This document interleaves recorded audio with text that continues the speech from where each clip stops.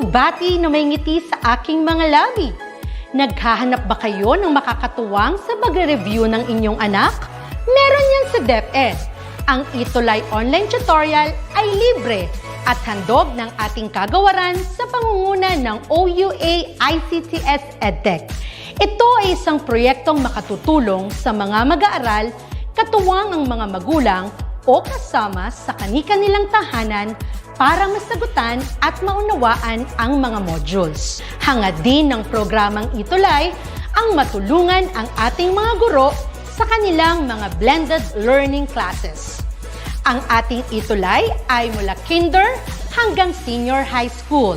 Bukod sa academics, meron din tayong mga special programs gaya ng All is Wellness, Reading and Math Remediation, Storytelling, Mommy Tech Talks, Classes sa Gramatika, Speech Class, Financial Literacy, at marami pang iba.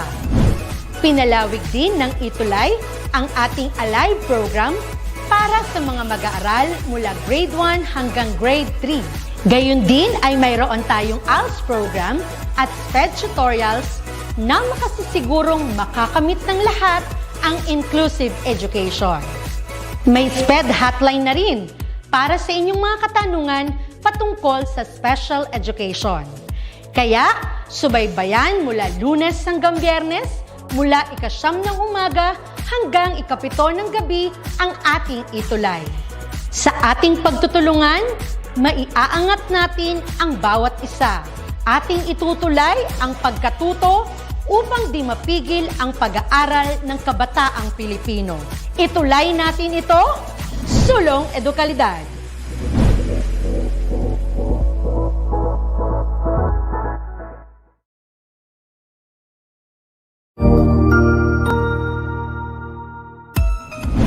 Mabuhay!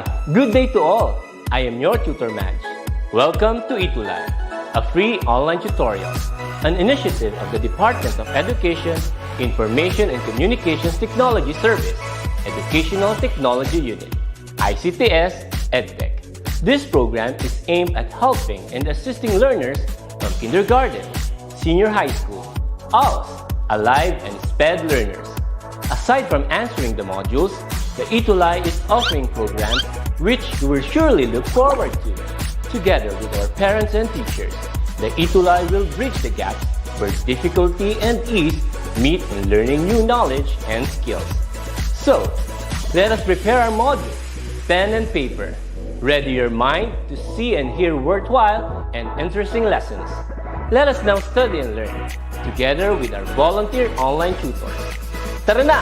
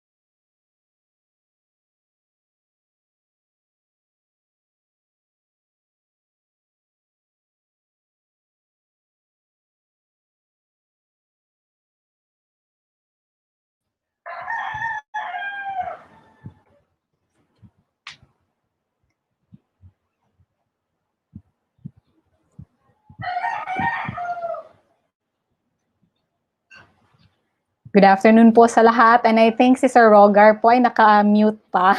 Ay, sorry. Okay, sige. Take ko tayo, sir. Balik ka po sa simula. Gabi yung i-vote ko, no? Pero naka-ano pala ako, naka-unmute. Okay. Sorry, pasensya na. Ayun, ganun talaga pag live, di ba? Masyadong nakaka-overwhelm kasi ang ETULay. Ayun, so ipapakilala ko nga pala ang aking kasamahan na si Tutor Jen. Hello, Tutor Jen. Hello po, magandang hapon sa lahat and masaya po ako na naging bahagi po ako ngayon ng ETULay online tutorial at masaya ako na magsisimula tayo sa bagong taong panuruan kasama kayo mga online learners dito sa ating ETULay online tutorial. Okay, so ipapakilala ko din pala ang aking sarili. Ako nga pala si Rogar, Tutor Rogue for short. Kami ay nanggaling sa sa dibisyon na Davao City.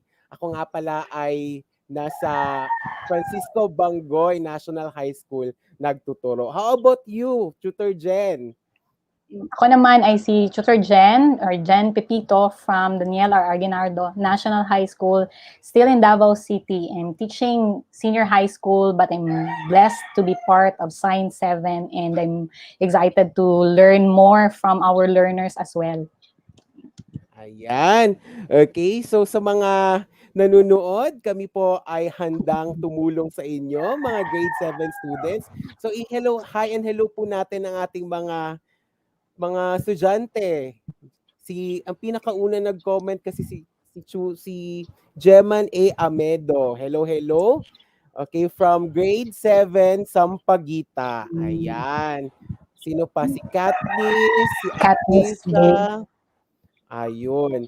Okay, so kindly share our program. So this is our social media platforms. We have Facebook, EdTech Unit Facebook page, DepEd Tayo Facebook page. We have also our DepEd Philippines YouTube channel, DepEd Educational Technology Unit YouTube channel, and DepEd TV YouTube channel. Ayun. So, Tutor Jen, so what is our lesson for today? Okay.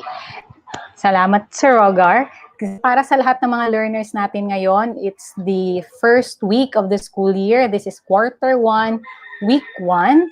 And ang ating references, mga modules na pinagkunan natin, ang ating mga input this afternoon are from our resources from SDO Calabarzon 4A, their module, and SDO Davao City. Ayan. Okay, so our topic is all about components of scientific investigation. So ano nga ba ito, Tutor Jen? So, for sure, may mga learners tayo na naka-experience na pinagawa ng experiment ng elementary. Siguro, nag-start sila ng mga mango seeds, tapos gumamit ng tissue, tapos paper cup. For that, in that sense, for sure, they have already tried doing simple experiments or investigation on factors that affect the growth of such plant. Now, when we speak of components of science investigation or scientific investigation, we will learn this afternoon what do we need to have or to possess as learners or as investigators in order to do investigation in a scientific manner. Wow, so nagbabaga talaga yung ating tatalakayin ngayon, di ba, Tutor Jen? Kasi may mga ganon-ganon na effect. Okay, so na-excite na ako and then na-excite na rin ang ating mga taga-subaybay. Hello, hello. Nandyan pa rin yung ating kaibigan ni si Joshua at saka si Dylan. Hello, hello dyan sa inyo. Okay, maraming salamat, Tutor Jen, for that background. Now, let's proceed to what is our most essential learning competency for quarter 1, week 1, Tutor Jen. Our most essential learning competency for the first week is for you learners to describe the components of a scientific investigation. Ayan, so these are the objectives to be discussed. We have discussed the basic science process skills, of course. We will going to teach you what are the science process skills. Since you are grade 7, so starting pa lang, kailangan yung malaman what are those processes. Second is to describe the scientific attitudes, okay? Ano yung attitude natin toward science? And number 3, we have to identify the basic steps in the scientific method, right? Yes. And yan. So we have 3 objectives for this afternoon. So let us start. And when we speak of scientific investigations, tanungin muna natin ang ating learners. You may comment para malaman po namin kung Yes. ready na po ba Oo. kayo to start our lesson for the week. Ayan, so let us hear kung ready na ba ang lahat. I think they're all ready, Tutor Jen. So let's proceed to our pre-assessment muna. Diba? Okay, so we have prepared 5 questions to test you preliminary on what are your prior knowledge about this lesson. Sige. Una ka, Tutor Jen. Sige. We're asking our learners to have your pen and paper ready. And let's start with the first question for your pre-test. Number 1, as a scientist, what will be the next step after making a hypothesis? A, hypothesis testing. B, drawing conclusion. C, asking question. D, making observations. Again, number 1, as a scientist, what will be the next step after making a hypothesis? A, hypothesis testing. B, drawing conclusions. C, asking question. Or D, making observations. And sabi po ni learner, Rian Resurrection, good afternoon, and ready na po daw sila. Yes, ready. So continue tayo. Question number 2. What science process skill is important as we identify problems to be investigated? A, predicting. B, observing. C, classifying. D, inferring. Now, please type your answer in the chat box and we'll see your responses. Okay, Tutor Jen, may nag-appreciate sa'yo. Sabi ni Sister Jessica Maribo Romeo from Antipolo, Division of Antipolo, kasi tutor din siya. Napakagaling naman ni Tutor Jen. Congrats po. Wow. Okay. Thank you, Ma'am Jessica. Si Tutor Jessica is from Antipolo, Division of Antipolo. Ayun, so hello din kay Tutor Rainier Garcia de Jesus watching from SDO Caloocan. O, diba? Yung kapatid natin na si Sir Rainier. I think may sagot na po, Tutor Jen. Yes. Sumagot na sa number 1, si Akisha Ariola. Ang sagot niya sa number 1 ay letter A. Tingnan natin in a while if that's correct. Then we have, ayan, correct. Number 1, as a scientist, the next thing that you're going to do after you have formulated or you have the hypothesis is you test now that hypothesis. Then for number 2, Sir Rogar. Okay. For number 2, it is, hintayin natin baka may sumagot. Okay. Parang nag-iisip pa sila, Tutor Jen, kung ano ang sagot sa number 2. Okay. So, ang sure, sagot... kasi start pa lang ng school year. Kaya nga, parang nagre-refresh pa siguro. Pero tama si Akisha Ariola, no? Ang galing-galing niya. Hello, Akisha. Okay. For number 2, diretso na tayo. It is... Ayun, sumagot na si Akisha. Sumagot na rin siya. Ayan. We would like to hear also or to know from Miss Ariola kung sang school siya and division para ma-recognize din natin. So for number 2, what science process skill is important as we identify problems to be investigated? Ang sagot ni Akisha ay letter B. Tingnan natin kung tama ang kanyang sagot.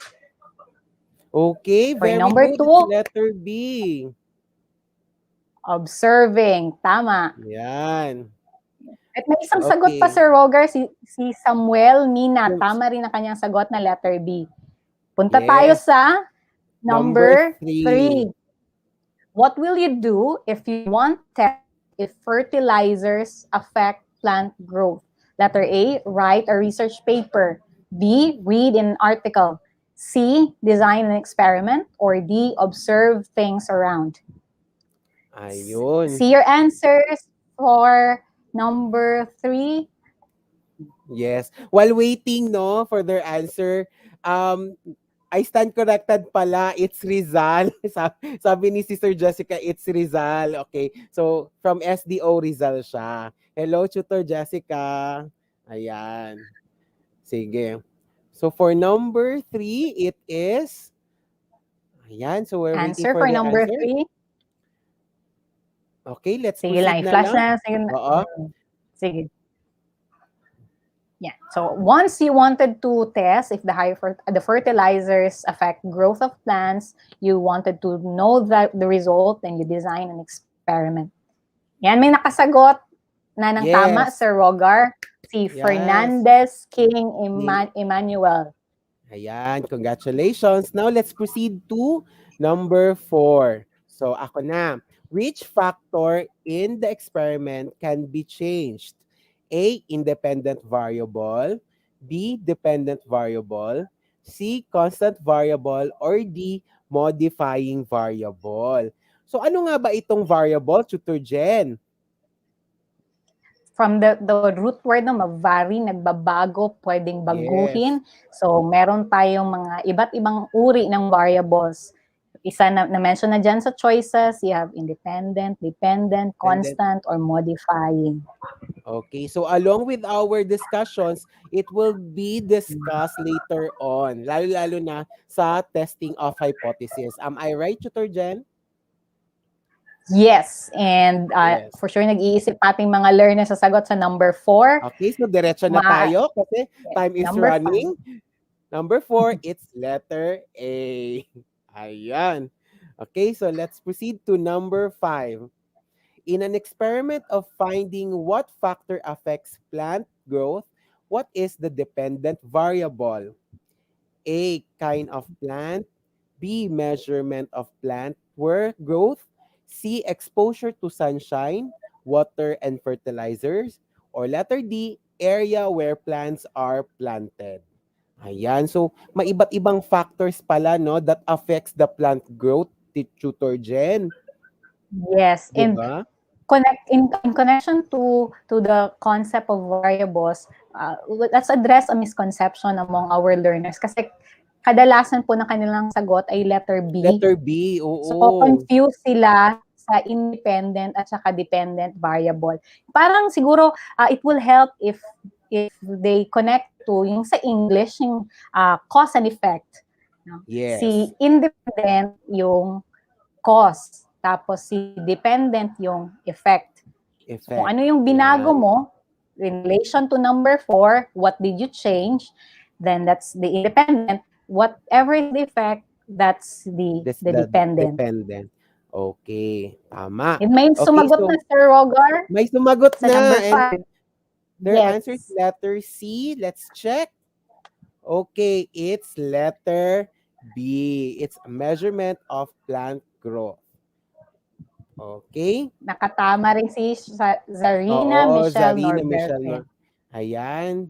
Congratulations, everyone. Now, let's proceed to our lesson. Okay. Tutor Jen, take it away. So, for our learners, may picture kayong nakikita ngayon sa screen. Bigyan ng mga ilang segundo, itigan, and answer the questions. 1, what do you observe in the picture? And can you say that there is a problem in the situation? Anong nakikita nyo ngayon sa larawan? And is there a problem in the situation? Okay. So, ano kaya ang mga iba't ibang nakikita nila? So, kindly chat all your observations para malaman namin kung ano ang masasabi nyo sa larawang ito. Tama? Di ba, Tutor Jen?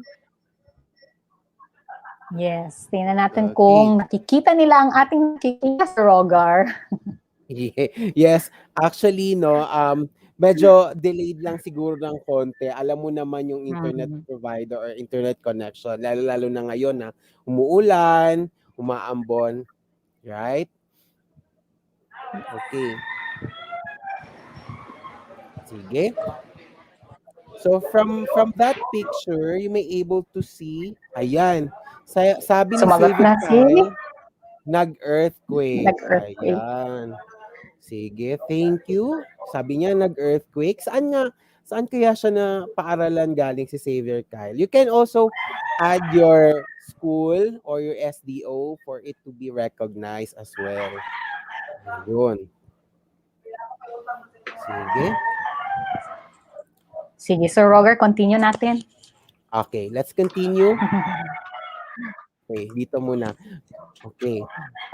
Sabi ni Dave Ducusi, nag-earthquake din. So Nag-earthquake. we let you see observe a picture of all the problems rather. Okay, okay, may sumagot din shooter Jen. Okay, basahin ko Yes, muna ito, ang tip. very active Earth, ito si Akisha. yes, sabi ni Akisha, the mother and son will give some of everyone needs. Ayan. Then sabi ni Shooter Jessica, earthquake. And sabi ni Ven Isra Carl Vernice, it is people are helping the others cause their houses was broken down by an earthquake. Yes, their house got For the wrecked. house of work. Okay. Ayan, or wreck. Ayun. So lahat yan ay problema talaga, Tutor Jen. So that's why our topic is about science investigation. Let's investigate the problem itself. And from that problem, what are the solutions that we're going to do using the scientific method or scientific investigations, right? Siguro as early as grade 4, 5, or kaya 6, natutunan nila yung scientific method. So, basically, it's similar process.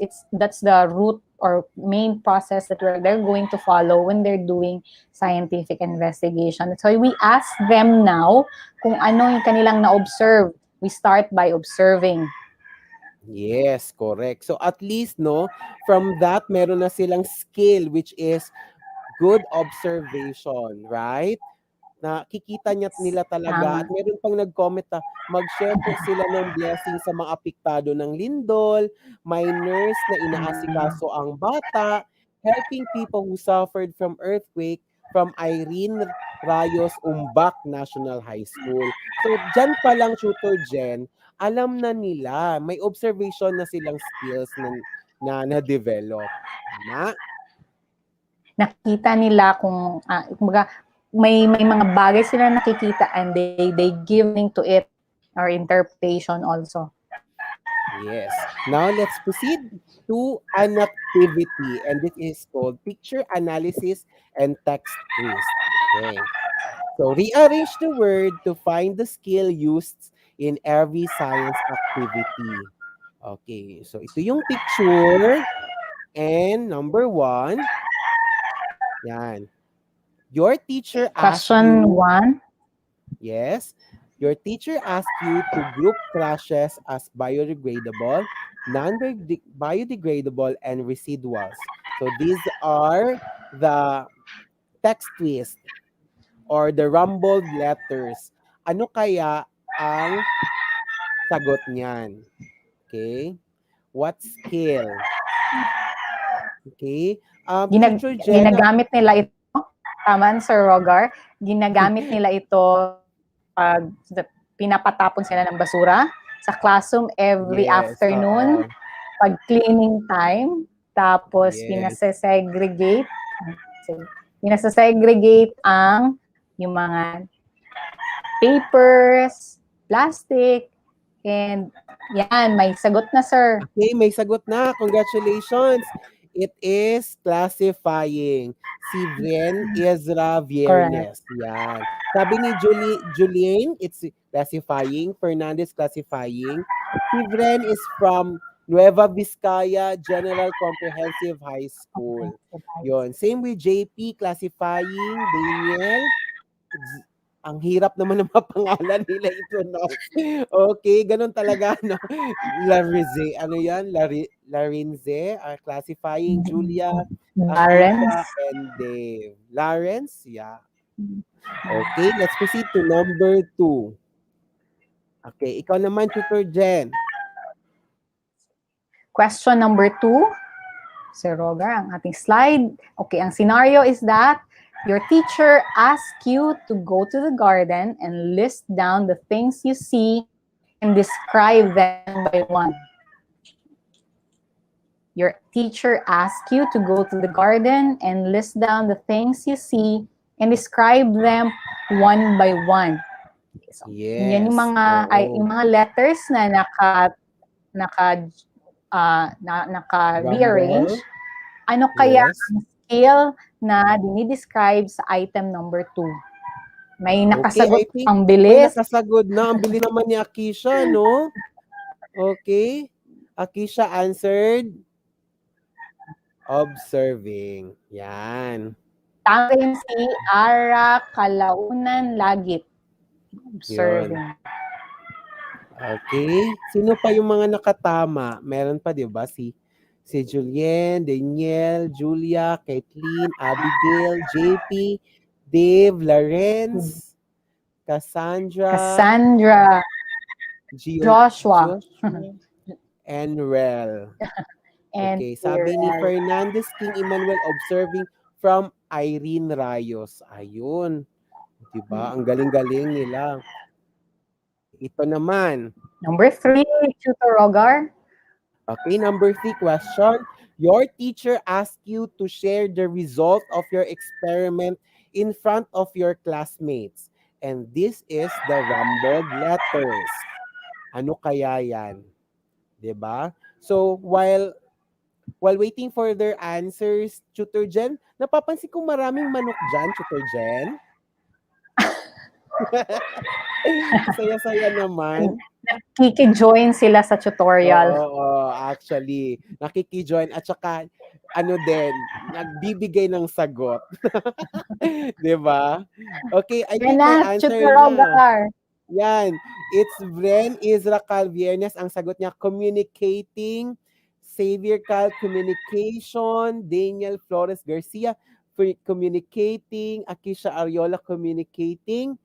Ara, Julia, Zarina, JP, Jenrine, Julien, Dave, John Riv, Vidwiti, okay, Jadenmer, and Abigail, they're all answered communicating. Very good. Congratulations. Wow, keep answering, guys. Ang saya-saya, di ba?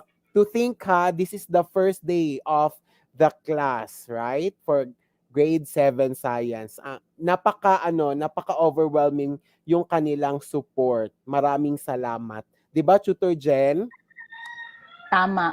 At very participative itong ating mga learners. Kahit siguro yung iba sa kanila hindi pa nakikilala lahat ng mga kaklase o lahat ng kanilang teachers, but they stood of Science 7 sa ETULay. Yes, okay. So at least nagiging advanced na sila, kumbaga.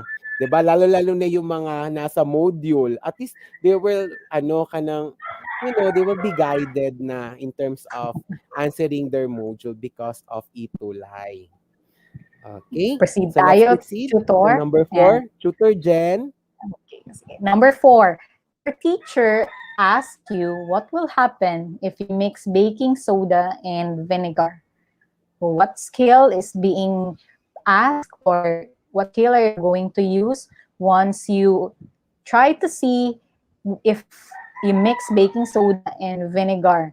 What will happen if you mix the two? Oo nga, Tutor Jen, no? Ako nga nung ako'y bata pa, I could still remember na may mix-mix ako, yung kape, tapos nilagyan ko ng gatas, tapos nilagyan ko ng Milo, or yung ganon. So I am very, like, ano kaya mangyayari pag ganito? So, it's a skill pala na you are very, yung gusto mong malaman kung ano to, anong ganito, and so on and so forth. Tama ko, di ba, Tutor Jen? It's a number 4. Nag-iisip pa sila. Pero siguro ginagawa nila yung iba dito. Ginagawa nila itong skill na ito in almost every day. Yes, oo nga. 'Di ba? Sige. May sagot na. We have an answer from Fernandez King Emmanuel. Predicting daw. Tingnan natin, Tutor Rogar, kung tamang kanyang sagot. Okay, it's predicting. Ang galing Correct. naman So, tama din Fernandez King. Si student natin, JP, Aya, Brienne, Zarina, Caitlin, Akisha, Julia, Jader, Julien, at maraming iba. Proceed tayo sa number 5. Okay, let's proceed to number 5. Ito. Okay, your teacher asked you to get all the materials needed for the activity with the given weight, size, and volume. Okay, so ano kaya yan? What kind of skill is that? Sige nga, hulaan nyo nga with all the Ah, rumble yeah. letters. Ayan. And since So, di ba? kaka-start lang ng school year, Tutor naggamit nilang skill na ito sa pag-blank ng kanilang uniform. Kung kasya pa Yes, ba? oo. Oo nga, no? Kasi, speaking, speaking of kasya pa ba, ah, oh, Ah, I need to ano na rin, upgrade. Upgrade yung ano, okay. ETULay, upgrade ko din yung aking uniform. Kasi may bagong uniform yung DepEd, right? Yes, Ayun, may and sagot na tama. ata. Yeah. Madaming Si nang sagot Vrien, pala. oh, Brienne, Ezra, Carl, Aya, Yes. Akisha, si John Rev, Lawrence, Cassandra, Julian, at iba pa. At marami pang iba yan. So, ang galing-galing naman nila. Napaka-active naman ng Rayos Ombak National High School, no? At saka yung ibang mga Correct. schools. Kindly put all your schools po yung habang sumasagot kayo in order for us to recognize your school and your SDO. Yan. Okay. So, Tutor Jen, alam naman natin na mahilig tayo sa stories, 'di ba? Lalo-lalo na yung mga kids ngayon. Kids, listen up kasi magsa-story si Tutor Jen. Ayan. So, let's hear a story of Tutor Jen. Story time. Yes. So our story is all about Alexa's GCQ gardening. When the World Health Organization confirmed the COVID-19 pandemic, Davao City was placed under General Community Quarantine or GCQ on March 12, 2020. The work schedule of Alexa's father was changed, so he decided to make a garden at the back of their house. To keep her away from gadgets and boredom, her father asked 9-year-old Alexa to join him in planting petchay in his garden. Her father created 5 plots for his petchay. Alexa helped by putting some fertilizer on the plants. In the last plot, there was a shortage of fertilizer, so his father decided to use another brand of fertilizer he found in their stock room.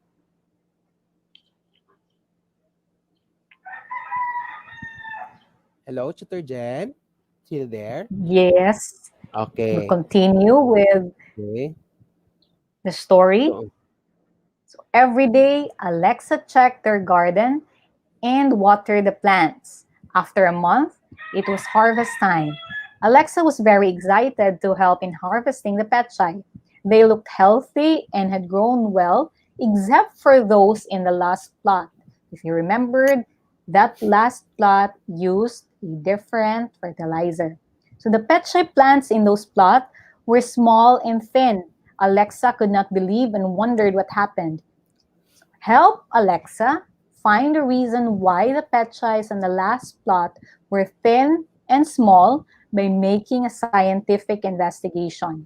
Help Alexa find out why the petchay plants on the last plot were small and thin by planning a simple investigation, knowing how us, you, learners, little scientists, do scientific investigation can help you find the answer to the question of Alexa.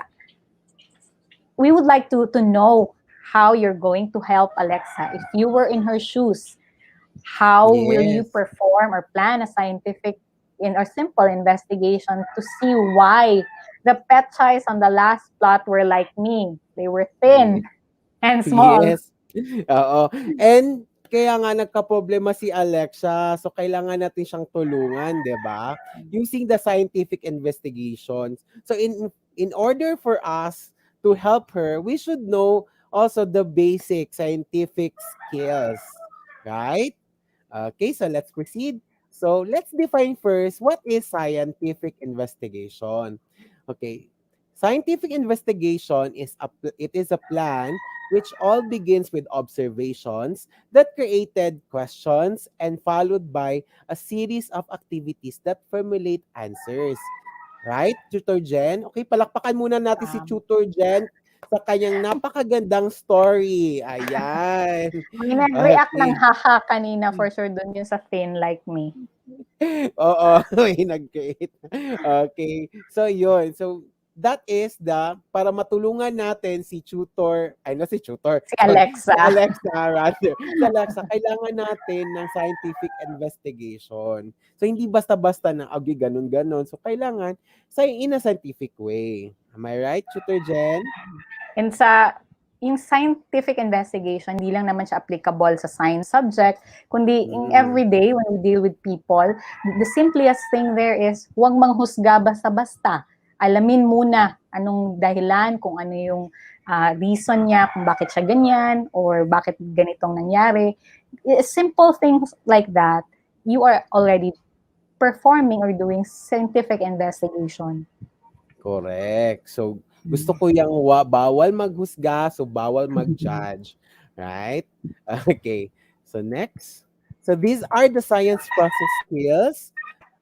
Number 1 is observing, which involves using our senses to collect information about a thing or an event. So, yung kanina si Alexa, so tinignan niya bakit ito payat, yung ganito, at hindi healthy yung last petchay na nasa last plot ng kanyang tanim. And if you say inferring, which is making an educated guess about the result of an investigation based on gathered data and information. Right? Okay? Tutor.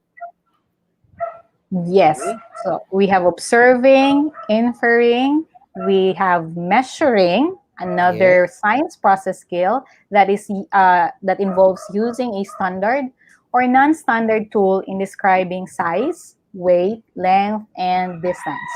And the fourth skill is classifying or grouping objects based on common properties and characteristics.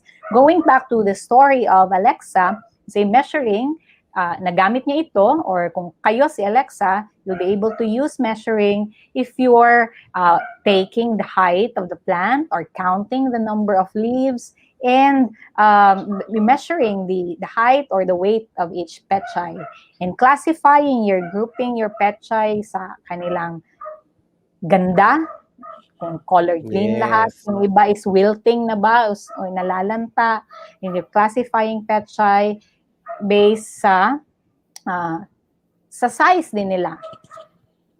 Correct. Okay, so let's proceed. Ayan. Okay, the last science process skill, meron pa. It is predicting, which is declaring the future result of the activity based on evidence. And the last one is to communicate or communicating using words or graphs in describing objects, activities, and results. Ayun. Sige. So those are the science process skills. What are those? Have you still remember? Tutor Jen? Yes, and we have 6. You have observing, inferring, measuring, predicting, communicating, classifying. Yan. Okay. So, next. Yan. Let's go to scientific method. So, ito na yung gagawin natin para matulungan natin si Alexa. First is observing. It isn't anything that we notice using our senses. We can make observations using our sense of sight, smell, hearing, touch, and taste. Ayan. And the second method, okay, so this is the example. Consider this situation as an example. When making a garden, you have observed that plants grow fast when exposed to sun or to the sun. Ayan. So next is step, asking questions. Yes. ask questions. We think of questions. These should be good questions based on our observation, which will lead us into having questions which will be directed to what we want to investigate or what we want to still learn in or based on our observations. Going back kay Alexa, ang problema doon is are the petchy in the last plot. So ano kaya ang pwedeng question niya? So you may ask, Mm-mm. why are the petchies in the last plot wilting or thin and small compared to the other petchies? Okay. Meron ditong example, Tutor Jen. Does the sun affect the growth of plants? Ayun, that is a good question already. Okay, next. Okay, Tutor Jen. Third step is making a hypothesis. It is done by predicting the answer based on scientific knowledge. A good hypothesis is testable. Matitest siya at, para masagot yung question at the start when you started with the scientific method. So if you say if the plants will be exposed to the sun, it will grow fast, that is already a hypothesis. Hypothesis. Okay. Fourth So, step. okay, the hypothesis testing, they have how many? We have 3 variables, okay? What are those, Tutor Jen? For hypothesis testing, we consider the following variables. Independent variable, this is the part or factor in the experiment that you decide to change. So, i-relate natin sa English, yung parang yung cause, no? Cause and effect. Then, dependent variable, this is the part or the factor that changes as a result of what you have changed in your experiment. And letter C or third type is the controlled variable. This is any factor in your experiment that you keep constant. Other references may use constant variable. Okay. So examples dito, the kind of plant, kind of soil used in planting, and amount of water given to each plant setup. Okay. So these are the charting for hypothesis testing. And that is independent variable, dependent variable, and control variable. What is all about of this Tutor Yeah. Jen? Kaya siya may arrow sa gitna from independent variable to dependent variable kasi gusto mong makita ano kaya ang mangyayari kapag pinalitan or binago ko itong isang variable na ito, isang factor na ito in the experiment. So that's your independent variable. You want to see what is its effect. That's you're measuring or you're considering the dependent variable. And yung controlled variable dyan, that is to reduce any other sources of possible na changes in the results. So we keep them constant as much as possible. So in the case of Alexa, fertilizer lang yung problema doon. So same plants ng lahat para at least makontrol mo na in the experiment, pareho ang plants lahat. And then pareho sila ng soil, pareho they were given water, they are exposed to the sun, and parehong inalagaan. Except lang doon sa fertilizer. Okay. So I think before we proceed, let me remind our students that hanggang scientific methods muna tayo because para mag-overtime na, 'di ba? Parang napakasaya kasi ng ating ating talakayan. Okay, Excited so tayo sa start ng school year. yan. So i-continue ko na. Analyzing, interpreting data. When scientists gather data of observations and measurements made during the experiment, it will be analyzed carefully to see if it supports the hypothesis given. So, kailangan connected pa rin from the observation going to analyzing, interpreting data, most especially in your hypothesis. Yan. So, and of course, we have to draw conclusion or drawing conclusion. It is the part where you are going to decide to accept or reject your hypothesis. Ayan. And the last one, if you have already the result, you need to communicate, okay? Reports could be in words stating all the details of how did you conduct the experiment and what are the results and or presenting the data in graphs. Ayun. So, I think dun lang muna tayo, Tutor Jen, kasi this will be discussed next week, our continuation for this topic. Kasi napakahaba tong topic na ito eh. Am I right, Tutor Jen? Yes, and marami pa tayong matututunan. Sige lang kasi meron pa rin namang ibang oras and that's going to be next week also. Same time, 1 o'clock. Okay, so maraming salamat. Ayan, so this has been your tutor, Tutor Roger or Tutor Rog, and This is Tutor Jen. ayan, so see you next week, Monday, 1 to 1:40 p.m. Bye! God bless. See you ha. Let's continue.